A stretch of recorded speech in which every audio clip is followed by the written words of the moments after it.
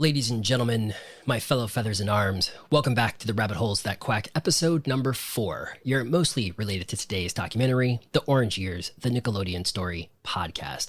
I am one of your hosts, Brandan Jones, and joining me downstream on this adventure, the woman, the myth, a quack for the kids, Miss Nicole Matthews. Hello, listeners. And if you are just joining us well into the future or in near real time, welcome. This is a podcast where Nicole and I subject ourselves to a random documentary every week and let that be the springboard for a larger conversation about the issues therein.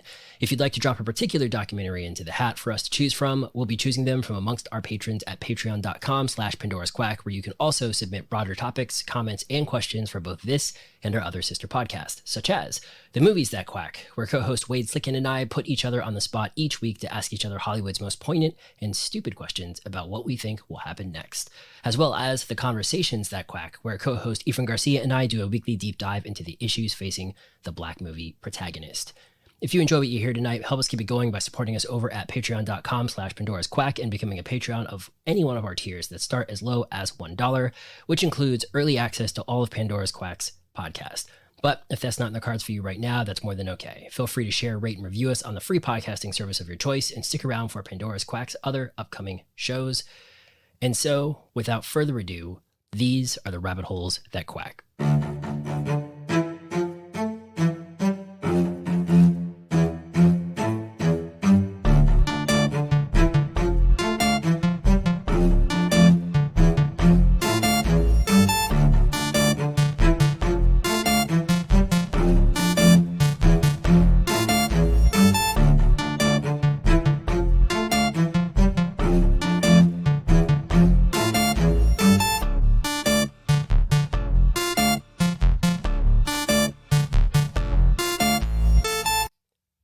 The Orange Years, the Nickelodeon Story is a documentary film about the Nickelodeon network, telling the story of its humble origins deep into the SNICK years. It was directed by Scott Barber, for whom this is his first documentary to be released, with what looks like a couple of subsequent projects now in the pipeline, and Adam Sweeney, for whom this is his only credit thus far. And as of this recording, The Orange Years, the Nickelodeon Story currently sits at an 88% critical Rotten Tomatoes rating with a 91% audience score. So, Nicole, as is becoming tradition, we dive into the meat and potatoes of our show by answering what the teaser question from last week was all about. And last week, I asked you if you were afraid of the dark, and your response was incorrect, because the next words out of your mouth were not the show. But for our audience, we will give you a chance to rectify your street cred. Did you watch Nickelodeon growing up? And if so, what was your favorite show? Well, first of all, I'm not sure what you're talking about, because my response to you asked me, what does Are You Afraid of the Dark make you think of? And I said, my childhood. So I'm not really sure what you mean. But I think, for me, this definitely evoked a very, very specific time period for me. And I think in a lot of ways it will make my critique of this somewhat hard to separate from my personal feelings around it, truthfully. Yeah, it's pretty much everything I think the documentary highlights I'd seen and almost didn't realize was a Nickelodeon show. I was definitely a Saturday morning cartoons kid. But I think in my mind, Saturday morning cartoons were definitely heavily associated with Fox, because I do remember the X-Men cartoon, the sort of infamous, that in particular came on then. And then some people, as far as a Mandela effect, don't recall that there were actually also Sunday morning cartoons, of which I think the USA Network had, like Mortal Kombat and Double Dragon and Savage the Dragon, which I won a bet by knowing that actually existed. But of course, I think the number one show to kind of call a favorite show of Nickelodeon will always be Doug. That'll just always have a special place in my heart. I think that show just hit me at the exact right time. Although some of the later stuff featured in the documentary, Rocko's Modern Life, Real Monsters, and SpongeBob just missed me completely. I think I might have just either aged out of it or was just into other things at the time.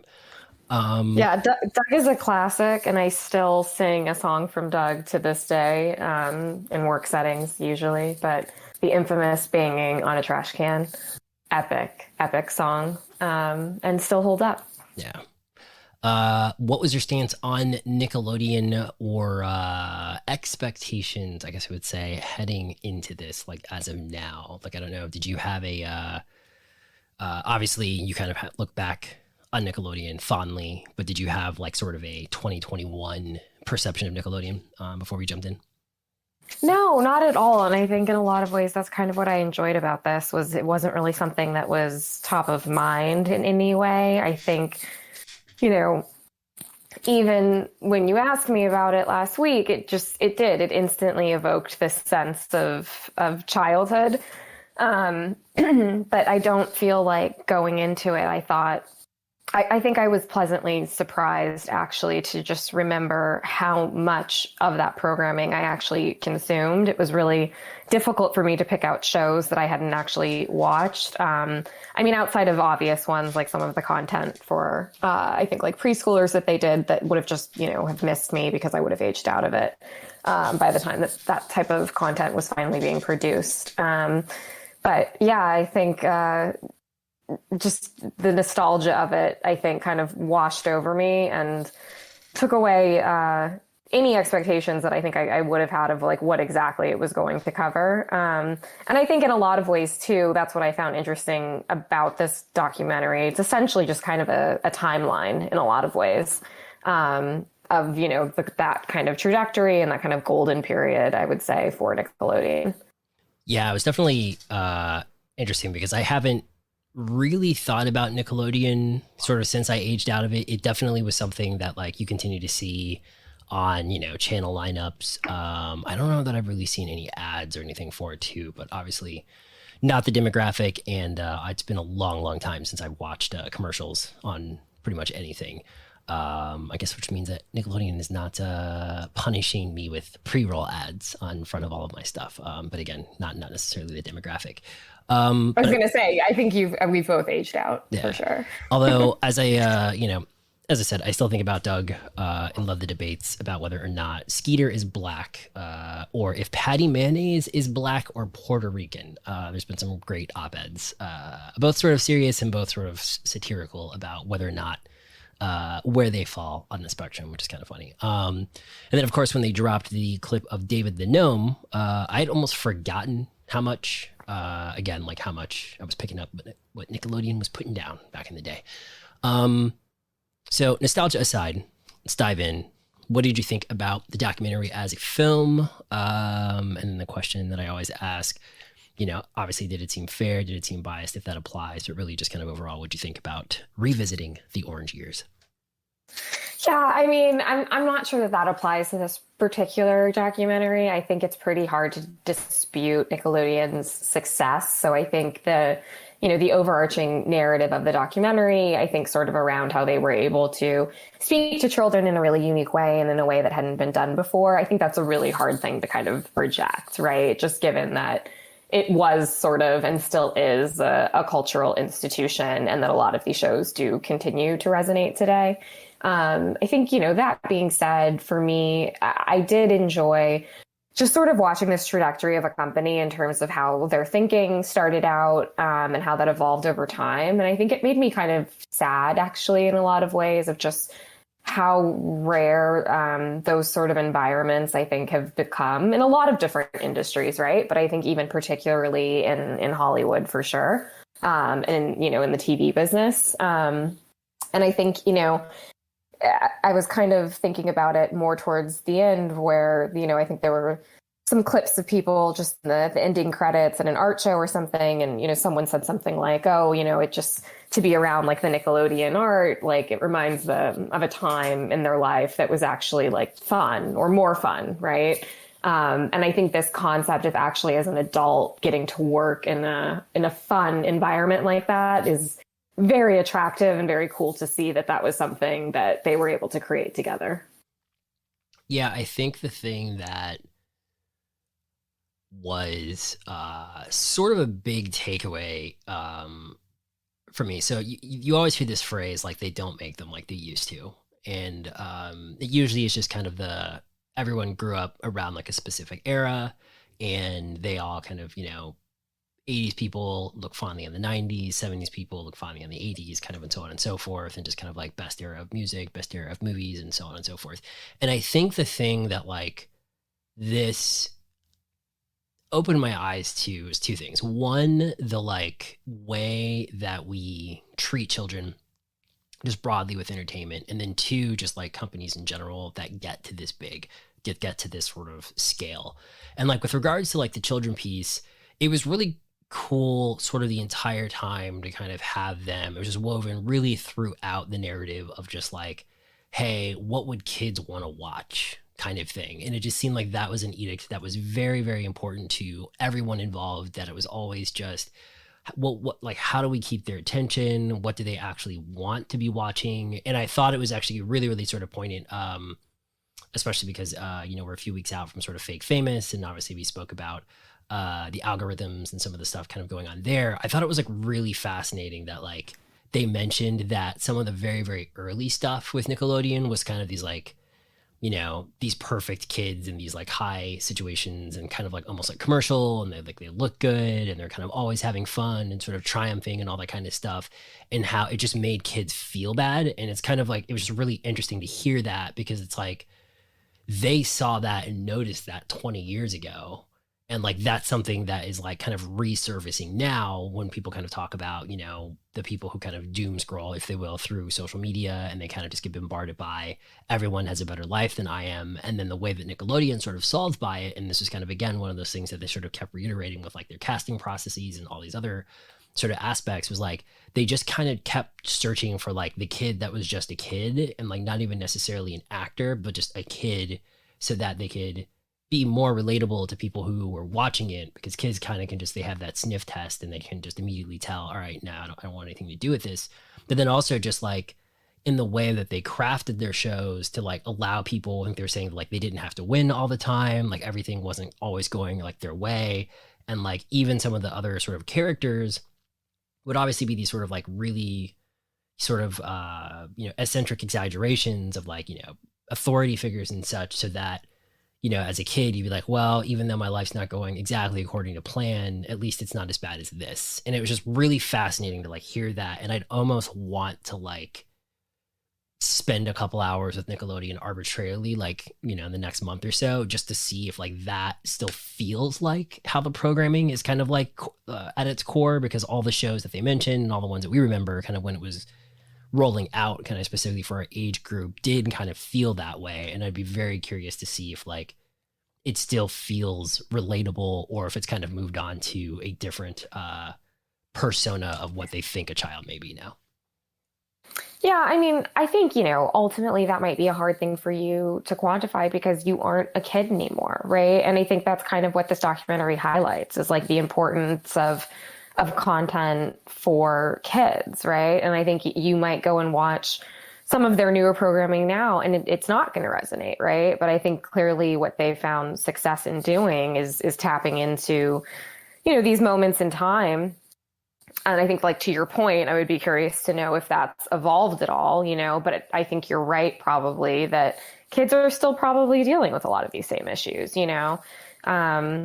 I think I found it really trippy in remembering how much of this content that I watched, and kind of to think now about like the psychology of it in terms of how it probably shaped me, right? Like that, I think, was kind of the thing that was really prevalent as I was watching it, was like, oh my God, I watched all of these shows almost. So like in a lot of ways, these were like ideas and concepts that, you know, I was kind of consuming. And you know, ultimately I kind of felt grateful, I think, for it, that like, and it felt kind of special, I think, as well, watching it and realizing, like, even going back to like some of the earlier stuff, like Hey Dude, and like just some of these iconic theme songs as well, that like for me were also a big part of my childhood, in the sense of like, these were things that my family would sing to each other, some of these theme songs, or even some of these sketches, you know, some of the Keenan and Kel stuff, like the orange soda sketch, like that was a running family joke, you know, where you would just kind of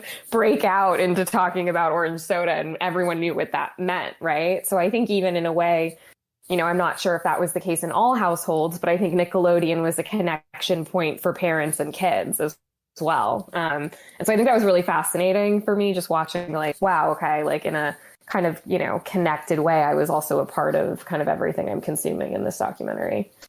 Yeah, and I think a lot of that was in sort of how they were saying that they, reiterated a handful of times that they just wanted to make sure that they weren't talking down to kids, that they weren't sort of condescending to them.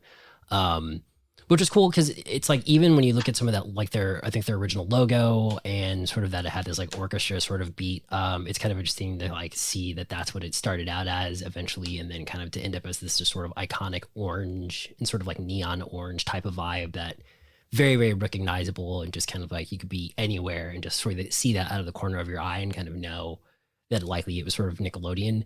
But also even just down to the like, I think one of the things that, kind of to what you just said about like, would we recognize what's for kids now? And like, it's kind of like why I introduced you to that we've been watching sort of the last Avatar, The Last Airbender, because I do think that feels like it's from the era, not Nickelodeon specifically, because I think they mentioned like Teenage Mutant Ninja Turtles, how they were trying to compete against them and kind of a handful of other sort of popular shows at the time. But it was like, they were just like great shows that kind of tilted towards kids. But I think it's almost even, I would argue, what like Pixar did extremely well for their first like, 5, 6, 7, 8 movies. And I think even they have sort of lost the thread a little bit in the last 2 or 3 Pixar movies that I've seen. But just this ability to kind of say, hey, kids can understand a lot more complexity than I think like we as adults kind of give them credit for. And I think all of the shows and things that they kind of had, especially during this era, spoke to that complexity, which is really interesting. And then I only, obviously like occasionally you'll come across a kid's show and then almost as like a anthropological like dig, you're just like, oh, what are kids watching these days? And then you kind of watch it and you're like, yeah, this is like, it's like, is this just how kids like today would be consuming this? Or is this just kind of a broad like myth kind of thing? Or does it like not even matter? Because as they also said, like some of these shows were just commercials for like the toys essentially. So it almost didn't matter if it was even good or not. And this was kind of the inverse of that, where they were actually very, very driven to make sure the show was good, and then kind of held off a little bit on the merch side. Yeah, and I mean, I think, again, like in thinking about the fact that one company pulled all of this off, I think like the other thing to me that really stood out is just like the diversity of this programming, right? Like the fact that it was animated stuff and it was, scripted, it was live action, it was comedy sketches. Like, I think that was really cool as well. I think that that's another thing that probably ultimately made them successful. I mean, even like the game shows, right? Like Legend of the Hidden Temple, like, oh my God, like that show was huge for me. Like I still remember coming home and watching that every day, right? And I just think that like that was really a clever approach. But I think, also to your point too about just the fact that in addition to having that diversity of programming, they were very careful in making sure that they didn't talk down to kids. Like another thing that really stood out with me was like Nick News. Like I think that was a huge part of like my interest in the media. And like for a long period of time, I wanted to become a journalist. Like Nick News like was something that I was actually obsessed with. And I think that was the other thing I was reflecting upon too and watching it, was like my sister and I would watch growing up. And I do remember how her and I had different shows that we liked more than others, right? And that there were some that we did agree upon, and those would be really fun to watch together. But then there were some that like I just truthfully didn't really get, or maybe she just didn't find as interesting. So I think probably on her end, Ren and Stimpy was tough for me. Like she would watch that and I just like, I don't know. I just didn't get it. Like I thought it was kind of gross and kind of weird and out there. And I think Nick News was something that she thought, was boring, right? Like, do we really have to watch this? But I think just like that breadth really of kind of the content that they were offering to kids, and the fact that even with like the SNICK, where they were saying there's something for everyone, right? I think that actually represented the whole catalog really of programming, in that like there were things that you could get really super into, things that maybe you would just enjoy from time to time, things that maybe you would enjoy more watching with someone else versus being alone. And I think the way that they were really able to cater to kids in that way is really cool. Yeah, it's funny, the sort of anecdote that she was saying, one of the executives, about Ren and Stimpy, and just how that basically was proof that no one was looking over their shoulder. And it is true. Like, it's like, I do remember watching that show, and I think it was like, I came back to it because there are definitely like songs and stuff and like quotes that are like burned into my brain from that show. But like, it definitely teetered on the edge of being like, I don't know what this is. But when they said that, it was attracting sort of the MTV audience, I was like, I was like, that's actually really interesting, because it's like, I do feel like more people speak about Ren and Stimpy than like should, because it's not like I've ever like run into someone out in the wild and was like, oh, hey, like, they might remember like Rugrats, or they might remember some of these other shows. Everyone tends to kind of, look back fondly on like, Are You Afraid of the Dark? But like Ren and Stimpy, for some reason, just kind of like anecdotally, seems to be the show that like most people remember. And it's not like they're like, rehashing plot points or anything. It's just like everyone kind of just remembers that weird, vague, yet visceral feeling of like having experienced, is probably the best way to put it, that show. And like, it is interesting that they were just like, yeah, that's kind of like when the older crowd kind of came in. And then like subsequently, I guess once the older crowd came in, how they were even able to get like this sort of like barrage of musical guests, which I thought was kind of amusing. I don't remember Coolio being a part of Keenan and Kel, but that's like pretty funny that he was that integrated. That, because I probably from places him ironically like either right before or right after he does Dangerous Minds, which just feels like a fun trivia sort of like chapter in his career. Yeah, I think I remember that, but I think also too, like that was just a big part of too, like where I grew up and like the type of music that was on the radio at that time. So there was a lot of connection, I think, to like Keenan and Kel in that way. But I thought even like I loved them talking through some of the other shows that incorporated like performances and how they really had like, a lot of people that would go on to be huge stars. I had forgotten about some of those elements, and that was kind of cool to be reminded about that. But those were things that we were consuming along like the scripted content as well. Yeah, the thing that's actually interesting too that they spoke about, that I appreciate kind of like that they nowadays, this is something that we've talked a lot about on the movies that Quack, and we'll probably address some of the stuff this coming weekend. But how now that you have all these sort of like mergers and acquisitions and sort of reshuffling, and this company buying this company and all this kind of stuff, it's interesting when they kind of come out and sort of explain to the public why. And it's always because there's like, now we'll be able to like something business related, like insert something business related. And it was like fascinating to kind of like hear the executives here kind of talk about how, again, they just kind of had this mission. They said that one executive, how she was like, she wanted everything to sort of be a cause, this cause to basically just like, how do we sort of speak to children in kind of like an authentic and just like a genuine way. But just even when you kind of go even a little bit further, and it's just like this ability, like, especially when the guy was talking about how they came up with Rugrats, and like, I don't think you could do anything remotely like that or even like have that conversation today. But it was just amusing where he was like, oh yeah, they basically just told him, they wanted a show about babies. And he's like, I just kind of thought about it and then was like, oh, what if like babies are just like having this conversation and they're like, almost like adults when people aren't in the room. And it's just like, it's like stuff like that. And it's like such a simple idea. But then it's like, when you think about the people who are making these decisions now and just like how much crazy like reboots and remakes and all that kind of stuff, and like how absurd even like probably pitching a show like Rugrats to be now, you'd probably be fired, probably sent to like an institution kind of thing. But it's just like, it's just cool to hear that like there is an era, like they said, which I think it was like almost like 15 or 16 years, where it was almost like there wasn't a wrong answer And then when they were pitched by people who were trying to give them more like traditional material, they kind of were like, yeah, that's not really it. And then they would kind of like figure out something internally. And it just was like a really kind of fascinating like insight into like watching something like this like continue to scale over the amount of time that it did.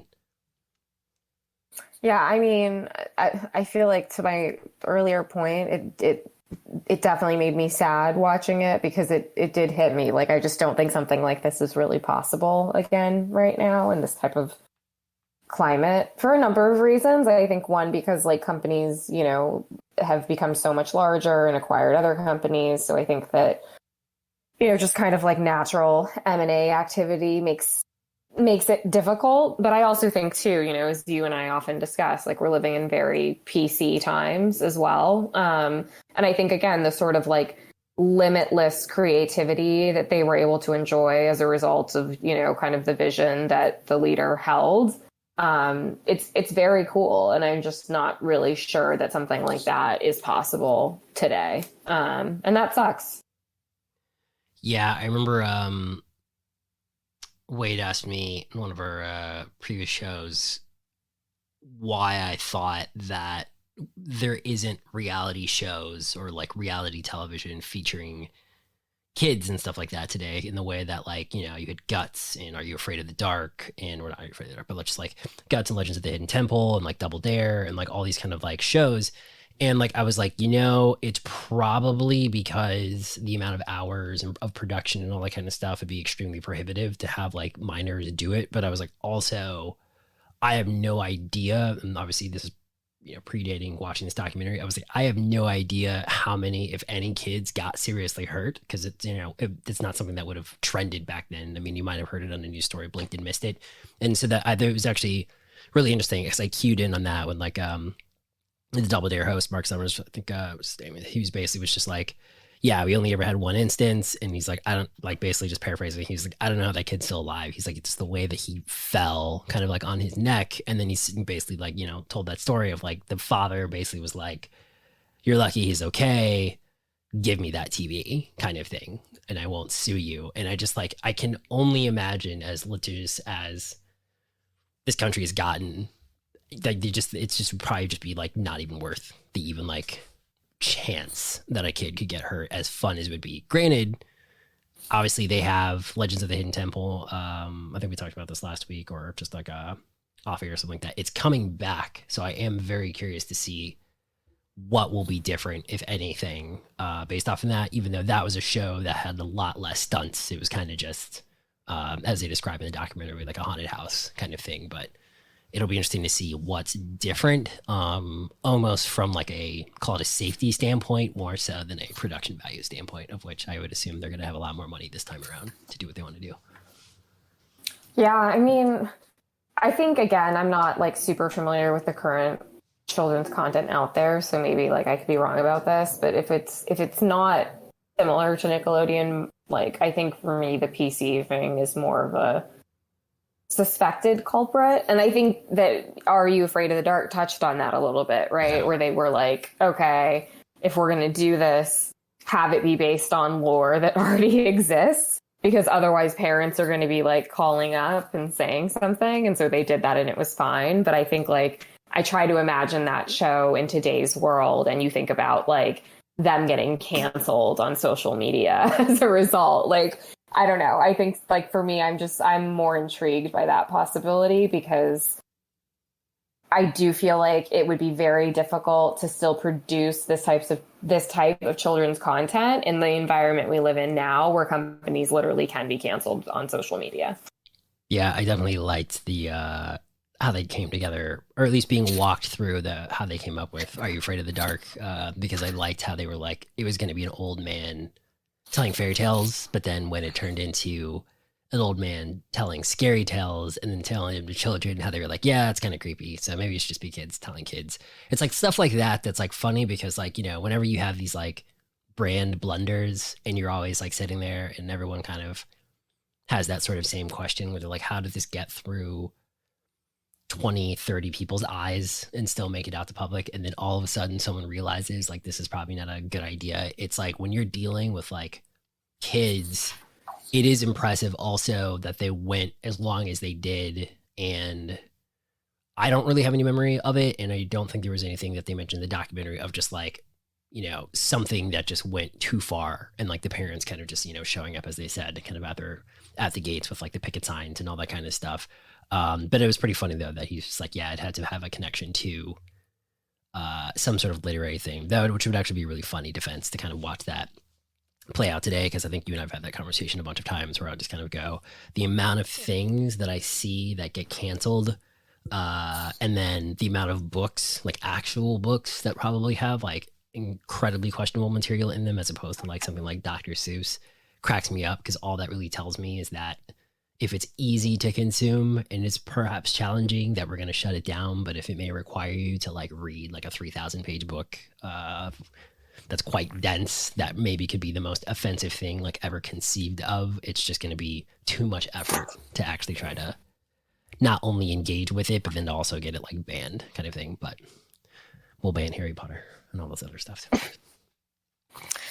Yeah, I mean, I think that's probably the other part of the climate that has changed as well. And like maybe that even potentially has been driven by cancel culture a little bit. But I think this was already something I was starting to observe, which is sort of like just kind of like the sanctity of parenthood right now. Like, and I think, you know, if you think about like the Nickelodeon years, using my parents as an example, but I think this was the case with a lot of kids' parents at that time, I think parents were just like happy to see that their kids were excited to engage with content, right? And like look forward to these shows and things like SNICK, you know, where it would be like a weekly thing that you would kind of look forward to, right? And that's not to say that then like parents weren't doing their due diligence and paying super close attention to the content, but I think like at the time that wasn't necessarily the most important thing. And I feel like now you just sort of see like this trend of like helicopter parenting, where I feel like that's another element that would make, you know, the Nickelodeon of our childhood like possible today. Because I do think you just sort of see this like constant, I don't know, it feels like we're in a climate where parents are very like happy to kind of overreact and get fired up and be very much about like censoring what their kids are consuming. Less so than maybe our parents did. Yeah. Yeah, there's I think that likely comes from this, like, I don't know how many people have really mentioned, like, our friends that have kids. It'd be interesting to talk to them about, like, Nickelodeon, just, like, broadly, almost sort of, like, separately, to see how they received it, almost like as a sociological experiment, to then see, like, how, like, it's not so much that their upbringing with Nickelodeon influences their parenting, but just sort of, like, if you can start to sort of paint a psychological profile in some ways about media consumption as a child, and then the kind of when that child grows up to be an adult, kind of like how they sort of interact with sort of their kids, kind of thing. Because like the thing that's sort of fascinating about the way that I think we're kind of both agreeing that like something like what Nickelodeon did now or did then would kind of be impossible now. I'm almost really curious to know if there's anyone else really trying to invest in the family sort of side of things, or if everyone has just sort of conceded that like Disney owns that space. Because like it's one thing that I think, like, you know, with Disney Plus, everyone was kind of like, oh, that's kind of just like the default babysitter. So it's not so much like the appointment TV that like SNICK was. It's just sort of like, oh, here's the iPad and throw on Disney Plus, and we're, you know, 99% sure that whatever you stumble into will be fine. And I just wonder, without something like, obviously Nickelodeon is still out there, but like I can't even, like, before this documentary, I don't know if you had even like heard the name Nickelodeon, not so much reflected on it like we kind of began the podcast with, but just so much heard it almost in that same conversation. Like I don't know what Disney from like that demographic is competing against, or even if it's competing against anything. You have all these other companies that obviously have family programming, but like there's not, again, as I said in the documentary, where he's like, the reason they kind of went to Universal is because, well, look, you know, down the street, they have the mouse. Like, we can be your mouse. Like, we can be sort of that kind of missing piece. Yeah, it's just like, just be interesting to see if there's like anyone really trying to kind of go after that like child demographic, but knowing, again, because as we just said, to have that track record to just never stumble across a parent who would then say, hey, what are you doing? That can't exist because it touched my child. And then everything, kind of the cycle of cancel culture and all that stuff, just blows up.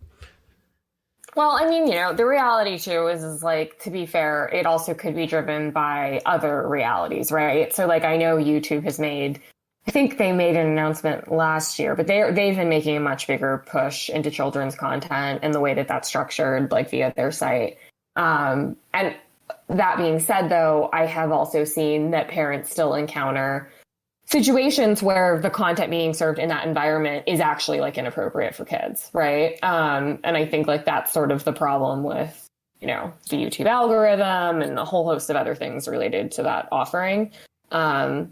But I definitely know YouTube and Netflix have been pushing into the children's arena, and I can't really speak to any of that content because I have not watched any of it because there's not been a reason to.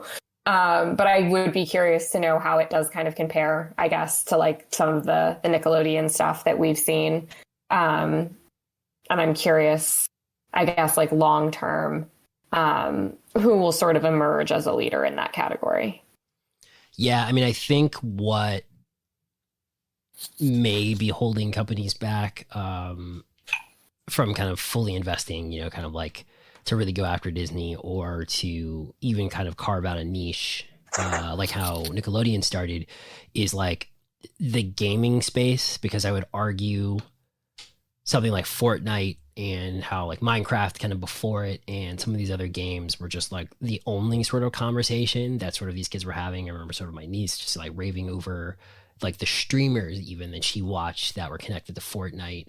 And I think Netflix announced recently that they were hiring a gaming executive. And so there's a lot of speculation about whether or not that means that, much like Microsoft, Netflix is going to enter into the game streaming space, or if it means that they may start to do things, because Netflix is like dabbled on their platform. So I think we tried to, I don't know if you remember, we tried to do one of the choose your own adventure things for kids. And it was just sort of like some animated thing about like a truck or something like that, if I'm remembering correctly. And so like, I would imagine that's come further, not a long way, but further since they attempted to do that back in the day. And like they've licensed some of their stuff for some of these other companies, for their games and stuff, to kind of see like with Stranger Things.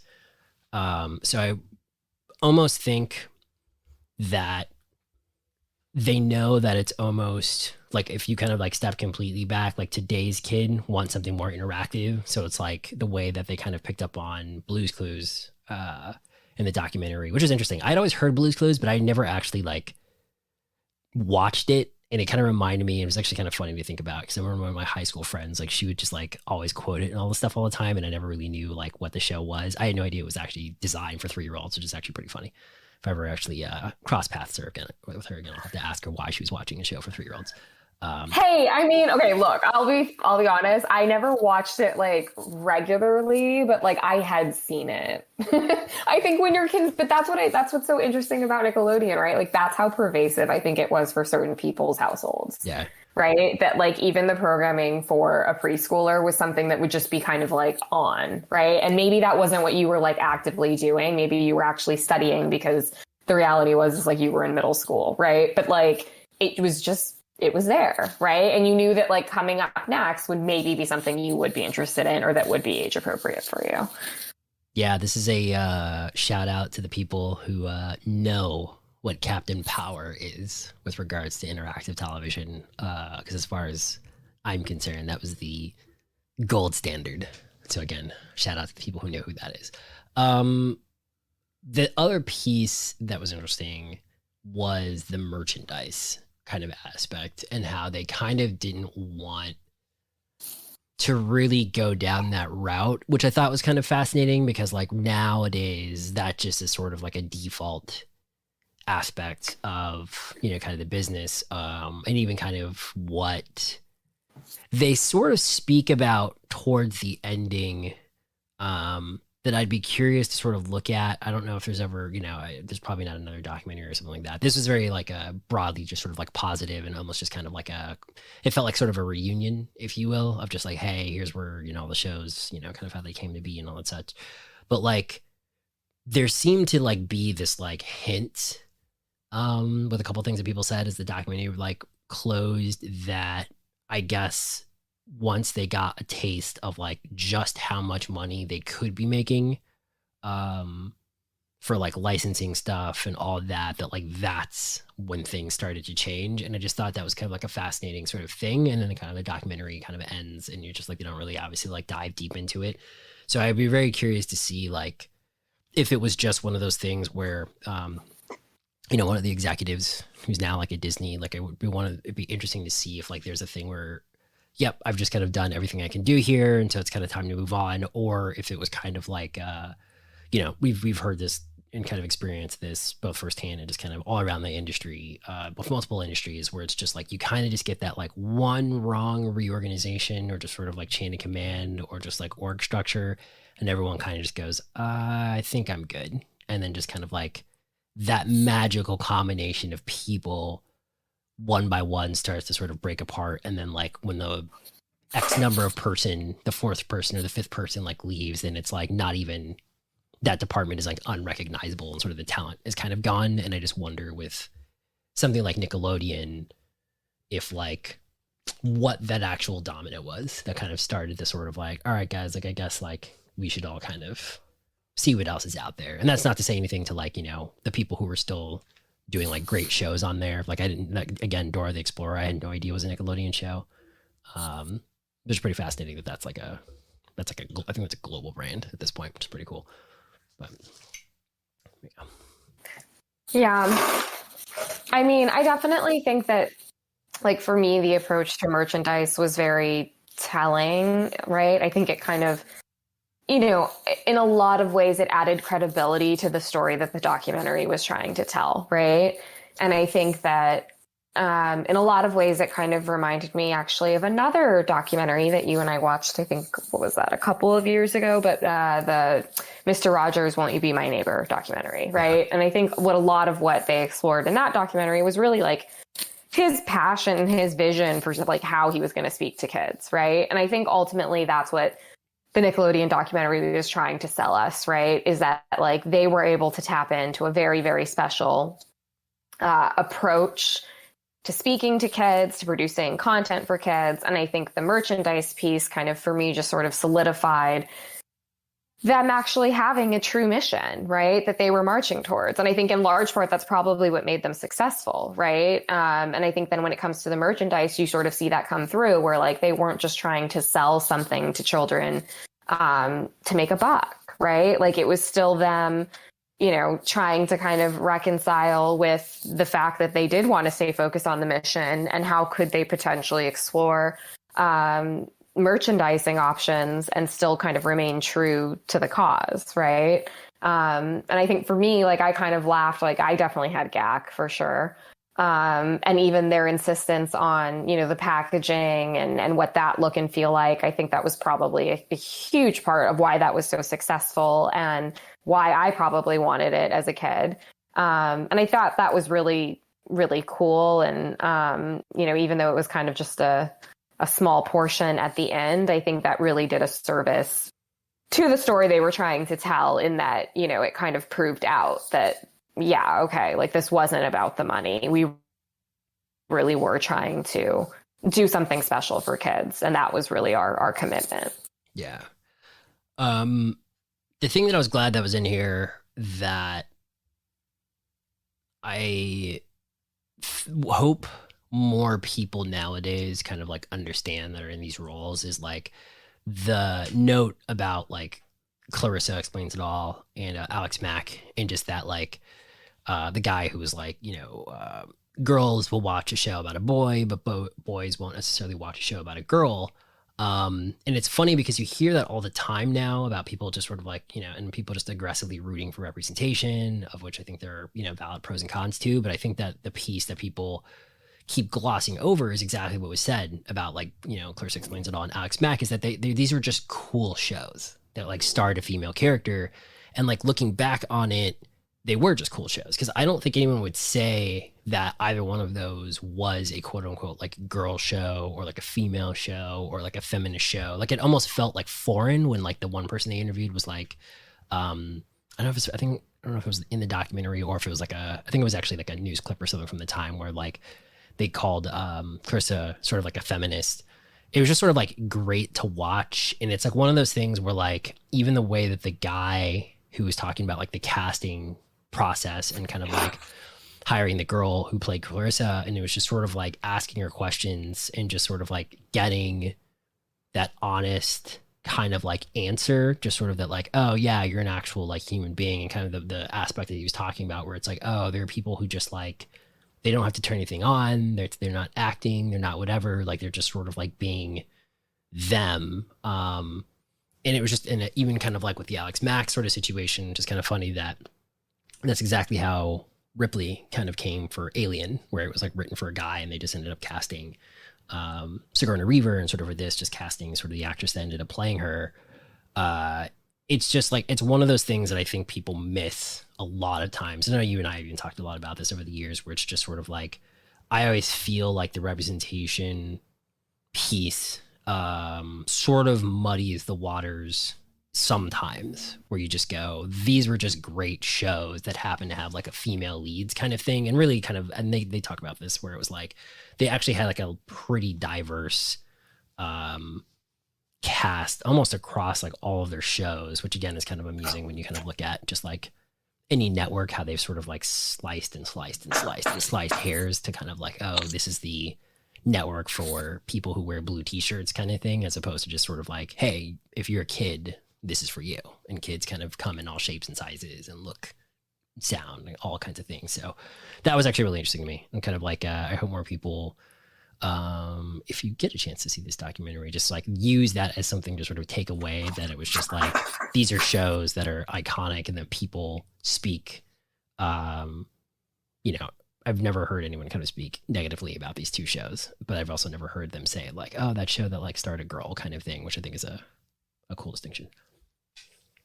Yeah, and I mean, I think, you know, I cannot not mention the other apparent thing that stood out to me in kind of watching that was that, you know, I think to your point, yes, it was, you know, it was about just a cool show that happened to be featuring a girl, but it was also a lot about like the representation of those girls, right?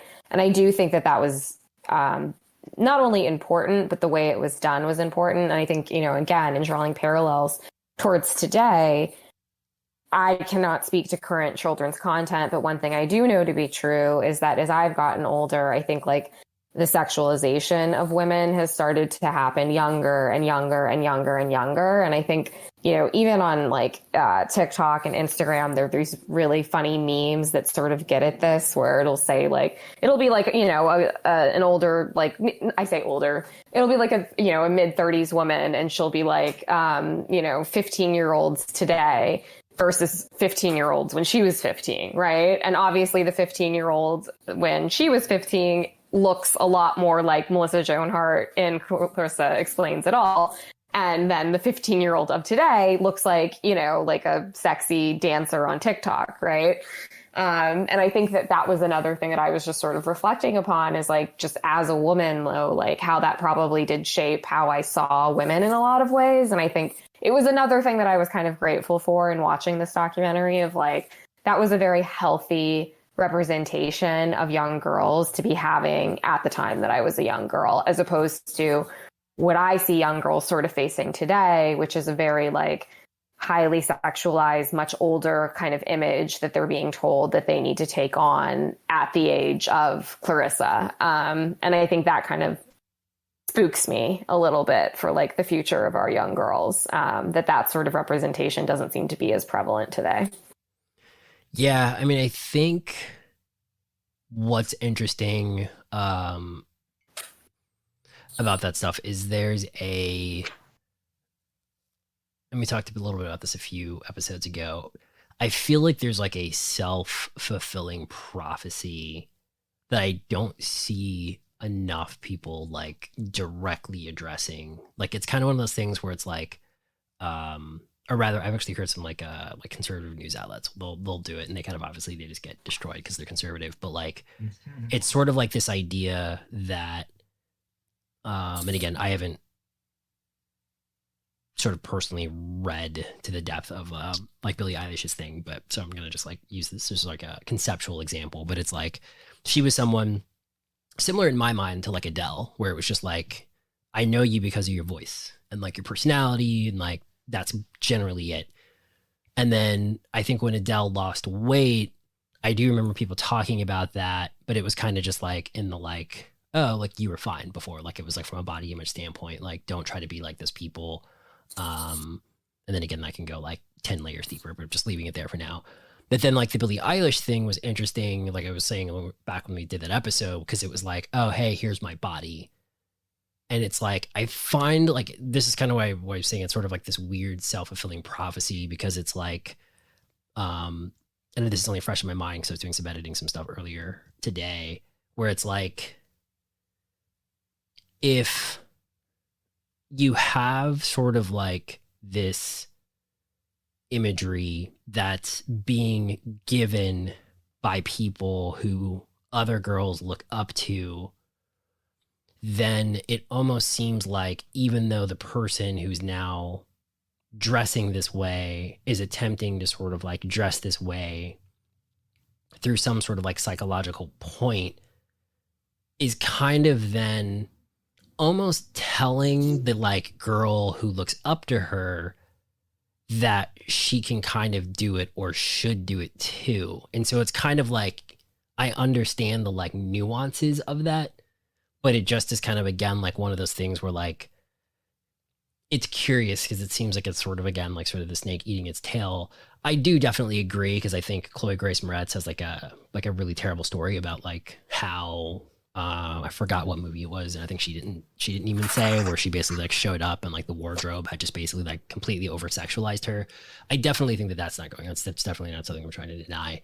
But I think when people do have agency to do it, or are sort of like these public figures as quote unquote role models, and you know, you don't really get to sort of choose whether or not you're a role model. It just sort of happens to you when you're kind of in the public eye. I don't know that that's something that's like being positively propagated as much as it should. And so like when I see stuff like Clarissa and all that kind of stuff, like I definitely agree with like kind of what you're saying. It's like an awesome image. And I think like people kind of found it like, it's like, oh, like this is a girl who's just like, you know, again, like as we've been saying with Nickelodeon, who's just like, that's just who she is. Like she's not trying to be anything for any other people. Like she's just kind of unapologetically her. And then I think nowadays, when you see sort of like a teenager on television, the sort of like archetype of like what that person's supposed to be, it's almost more Mean Girls type of vibe, more so than it is like, oh, that's just an awesome person. And then that just happens to be like a teenage girl, or like a little girl, or like a this kind of thing, or they're just used for like a plot device. Like I'm blanking on her name now, but the girl who was in Little Miss Sunshine, I was thinking of her role in Signs, the Alien movie. So I had to deal with some that stuff last week.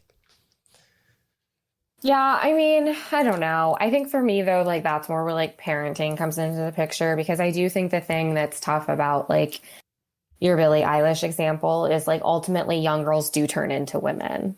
That's just facts, right? And like Billie Eilish is 19, she's probably having sex. Like there's 19-year-olds out there right now that are dating 35-year-olds, right? And like that's normal in our society.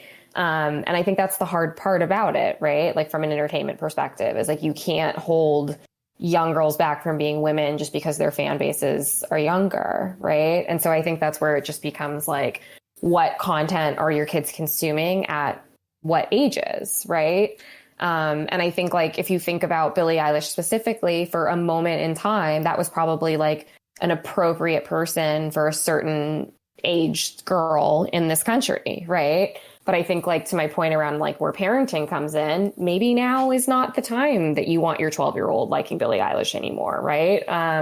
Or maybe, you know, you want to try and shift her to other focuses. You know, I think that's where, unfortunately, I don't think parents always get as much support as they might need in kind of helping with those types of things. But I do think that's kind of a challenge that the entertainment industry faces, right? Is you kind of can't hold these people back forever. And I think that's kind of what was also cool about the documentary, right? Was like all of these people are grown up, right? Like they're all like 30, 40 years old, whatever, like living completely different lives at this point. And so it is, childhood is definitely a moment in time. And I think that ultimately that's what they were able to capture, is a very, very specific moment in time of content for children.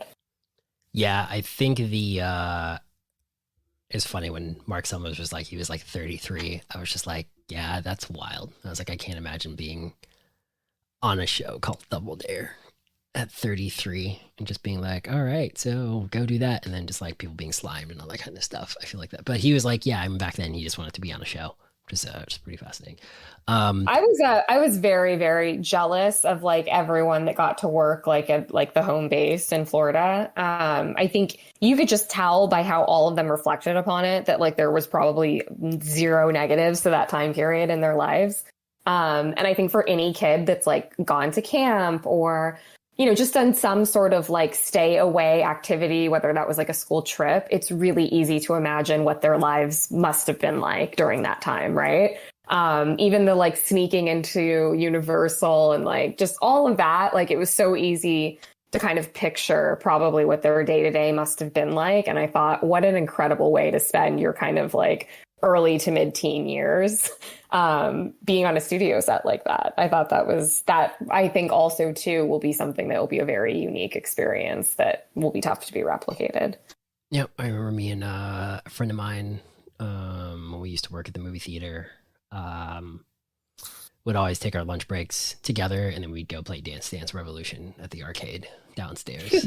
And like, that's where my wearing a tie thing came in, because I remember we had to wear ties back then. Like now these kids, they get to wear t-shirts. Actually, we switched over to the polo shirt, I think right before I finished up, but we used to have to do like the whole like white dress shirt, black tie, and with like the vest. And so I would keep my tie like straightened up and like, you know, everything kind of like tucked in, and then he would just full on just like shirt open, like undershirt tucked out, and then we would just do the like synchronized Dance Revolution thing, and then we got pretty good. We'd always draw like a little bit of a crowd and then have to sprint back to work because breaks at movie theaters are way too short. But yeah, I think it'll definitely be interesting to see what happens with children's programming, because I think it's almost like a reflection of society generally kind of thing. Like it's almost like this weird projected fear, like kind of like I've told you, like I don't personally like when I see like people bringing kids to like protest, and then like this like 8-year-old has like a sign that has like something that like people have been, you know, assaulted over or whatever kind of thing. This kid has no idea of like the gravity of the sign. They're just doing it because like, you know, they're just hanging out with their mom or they're hanging out with their dad sort of situation. And like the more kind of to your point, helicopter parenting kind of comes in, the more you know, we kind of have kids sort of quote unquote raising themselves with like online sort of solutions and things of that nature. It's almost crazy that something like Nickelodeon happened at all, especially now that we kind of look at these like massive companies like Disney, and Disney has their library, and then Disney also has Pixar, and Pixar has their library. And as I said, I think video games are probably going to be an interesting challenge to that. The more accessible they kind of become, and like the more Fortnites and things like that start to kind of emerge, that are just very, very low barrier of entry, and that you can kind of play in that world with your friends very easily. But yeah, it's I'm curious to see what's there from a children's programming standpoint, mostly because even the stuff that kind of happened in the 90s, you know, you kind of remember the PSAs, kind of the after school special things that everyone kind of makes fun of now, but it's like that was kind of the thing. Like it's like you had children's programming was supposed to have this like entertainment value, but also like taught you something. And it's like, that's even kind of the foundation of something like Sesame Street and kind of the Muppets and some of this other stuff. So I'd just be very curious to see what's being pitched and kind of what's actually happening. And then kind of like what messages, if any, that are kind of being talked about, especially when you consider, I can't imagine anything like Mr. Rogers with like how he had sort of the black police officer kind of sharing the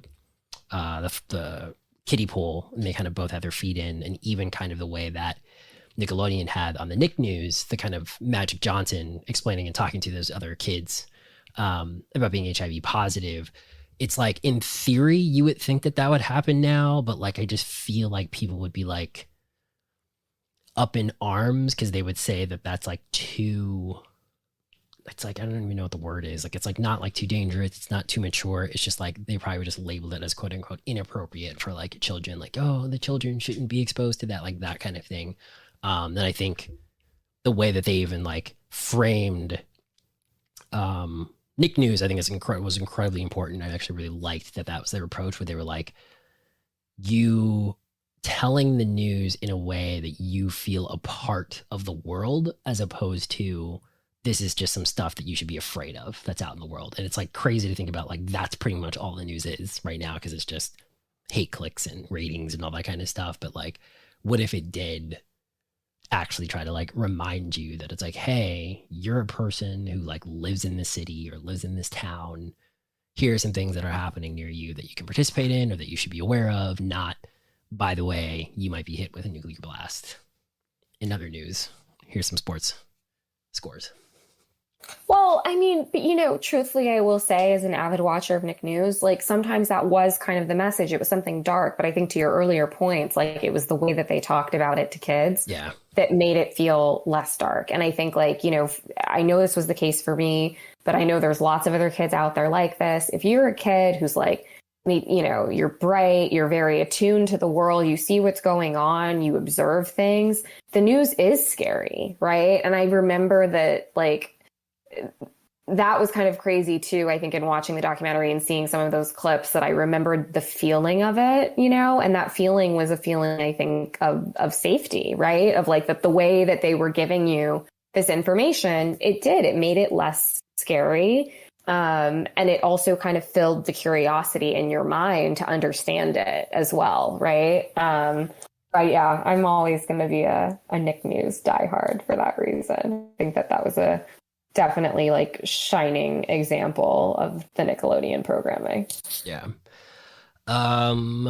Any final thoughts on yesteryear? Kind of in the actually, the one thing I will say, the one sort of criticism is that I wish we would have gotten a little bit more of a where are they now kind of aspect.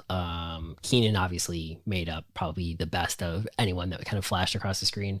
And then kind of the girl who played Clarissa and the Melissa Joan Hart. Come on. You know what's funny is because I know they're two separate human beings. They look identical unless they're standing next to each other. And like, I don't, it's like one of those like funny things that like, I feel like, wait, who looks identical? Melissa Joan Hart and the woman who plays, I don't know why I can't see her first name. Olenek, but the woman who plays Alex Mack. Like, if I try to imagine what they look like, they look identical, but like, obviously they look different when you like see them like next to each other. But it's just like interesting when you see them, especially like when they were on their respective shows. Like, they kind of have that like, this is gonna be a slight deep cut for you listeners. They have the like Teresa Palmer, Kristen Stewart issue, where it's like, if you saw a quick flash, you might not, if you know both of those actresses, they're like they're in their filmographies, like you might not know exactly which one you just saw. But if you were like looking at them with a picture, you'd recognize who is who in like 2 or 3 seconds. But for some reason with those two, they just get confused visually when I try to like imagine their faces, which is funny. I do not know how you cannot remember Melissa Joan Hart, Sabrina the Teenage Witch. Okay, like she went on to have another success. I think I bailed after before Sabrina the Teenage Witch, and even her. Did you watch their revival? The the thing on Netflix where like I did not. I heard it was good, but I have not watched it now. Yeah. But yeah, I would have liked to see like what they're doing now, even if it was just like, oh, like, because like the reason why I always think about that now was years and years ago, Netflix did this summer series where they were traveling from city to city, and they had this outdoor film screen and kind of like screenings of movies that like took place in that city. And so I went with some friends, and it was we watched The Warriors in Coney Island. And I remember they were kind of like, someone asked the question of like, oh, what are you all doing now? And most of them, and like, it was kind of like crazy because like our James Remar, obviously, I think at the time was still like doing Dexter, and he'd just been acting consistently, but like none of the rest of them were still acting. And then it was like the guy who has like the iconic, like, can you dig it? Like screams, like, can you dig it? Like, he was just like a librarian. Like he was just like chilling, and like, that's kind of like what he did. And so like, it fascinates me when you have these people who have like such like a flashpoint moment in Hollywood, even though they only worked briefly, to like just figure out like what they're doing now. Because exactly to your point, like Melissa Joan Hart was just like, you can just tell when, or not even her. See, now I'm getting the other woman sort of confused, but the woman who was on Hey Dude, I think she played like Melody or something like that. I think it's kind of something like that. She was just like, you could just tell the way that she was like, yeah, we lived in Arizona while filming that show, and it was just a bunch of like teenagers just kind of like doing their own thing. Like, it's like, that would have been like the ultimate to like do that, to like live on the Universal lot. And it's like, okay, break, and then go. Like, I'm sure they were able to like hop the line and just jump onto like the Terminator 2 ride and all that kind of stuff. But I would just be very curious to see like what they're doing now, if they're just like writing, if they're completely out of the business, if they're just. Well, I mean, the Hey Dude girl, as you referred to her, is married to Ben Stiller, because her name's Christina Taylor. Got it. She's in Zoolander. Come on. I never knew her name. Like, I don't. Pretty much no one. Melissa Joan Hart, I know that name. But everyone else's name I definitely don't know. And then even the guy who played... And the wedding singer. She's Drew Barrymore's friend. See, more of them had careers than you think. No, I'm not talking about that. Like, I'm sure most of them, like, because even what I thought was funny was the black girl on Salute Your Shorts. I thought she was actually the girl from The Walking Dead, and like, she wasn't at all. Like, I was like, the way that she looks as a kid, I was like, oh snap, like that's the girl from The Walking Dead. And then when they showed her like older, I was like, oh no, it's not. And I was like, that's crazy, because that would have been an awesome arc for like a career in Hollywood to end up being that. Yeah, and now she's on. That same actress that was on The Walking Dead is now on Star Trek Discovery. Yeah, so I just would have wanted curious to see what would have kind of like where they are now. That's fair. Yeah. But anything else you can think of from the this documentary that we didn't touch upon from the orange years? I mean, I think I will say, I think if you are a child of the late 80s or 90s, or a parent of a child that was, growing up around that time period, you probably are likely to enjoy this more than others. I do think there's an element of nostalgia and, just kind of familiarity that made this particularly enjoyable for me. So I do think that's a factor. However, I think it could be something that might be really fun for parents to watch with their kids and sort of reminisce about, here's some of the shows I used to watch back in the day, and maybe even an opportunity to then go out and search out old Nickelodeon content. I did think that was one of the things that was interesting that a couple of people mentioned, just how so many of the shows continue to hold up today. So I think it did make me intrigued to kind of go back and watch a few episodes at least of a couple of my favorites, just to kind of see if it at least still holds up in terms of something that, I would want to consume now. Or I think particularly with some of the comedy shows, I'd love to go back and see if I still find them to be funny. But yeah, I would definitely recommend this one for sure. Yeah, same. It's kind of interesting because I don't know if I had never seen any of these shows. Because the thing is that the documentary doesn't actually have, and it sounds weird to say, it doesn't necessarily have a point. Like Fake Famous had a, this is sort of a thesis, Hysterical kind of was like a little bit of a thesis where it was kind of like, this is why it's so difficult to be like a woman in comedy, and sort of like, you know, these are sort of the reasons for that. And then with Sasquatch, I feel like that was more of a traditional documentary in the sense of just like what happened, and then here's sort of the facts. This was almost like a cool highlight reel of just sort of that era of Nickelodeon. Like it almost felt like I completely know what you mean, and I agree. like it almost was just like you could see this just playing on loop, like if you were just like waiting in line at Universal now. So like it was like one of those where like they weren't trying to say anything about it. They weren't trying to say that like it was controversial. They weren't trying to say that it was the greatest of all time. It was just sort of like, hey, like here are all the shows that kind of like kicked off this you know, magical era, and here are the personalities you remember, and here are them kind of talking about it and such. Like there was no real conflict or anything. So it's one of those things where like if Nickelodeon just was completely not on your radar, the only value I would say that you might get out of this is you might kind of find some, you know, a treasure trove of stuff to kind of maybe go back and dig through, or sort of go back and you know, show your own kids if you have them. That's sort of like counter to Disney, or just very different from like Disney. But I also think that you might get value from if you're kind of a follow the industry and things like that, I guess, which I would probably assume you do because you're listening to this podcast. It's just fascinating really to hear. We didn't go into too much detail on it, but just like it's fascinating to hear how all of them were just like planning stuff, how they kind of pitched stuff, and how it all came together, and kind of really just the history of Nickelodeon. I didn't know it was so old. Pinwheel was definitely sort of a thing I wasn't expecting to hear. I just in my mind, Nickelodeon was only like 2 or 3 years older than what we remember it, but the fact that it was almost 10, 12 years older than we remember it was pretty fascinating. So yeah. I mean, I think the reality though is that like there are a lot of documentaries are essentially just the story of something, right? Like that's what it's doing. It's documenting history for, you know, us to have a record of it, right? So I think like I agree with you. I know exactly what you mean, that it felt like almost like a reel. But I think, you know, that's also it's serving its purpose too, right? It's a great reference point for a special moment in television, but also, you know, through a very specific lens. Yeah, very true. And with that, ladies and gentlemen, my fellow feathers and arms, that is episode 4. As we mentioned up top, if you enjoyed what you heard, help us keep it going by supporting us over at patreon.com/Pandora's Quack and becoming a Patreon. Feel free to share, rate, and review us on the podcasting service of your choice, and stick around for Pandora's Quack's other upcoming shows.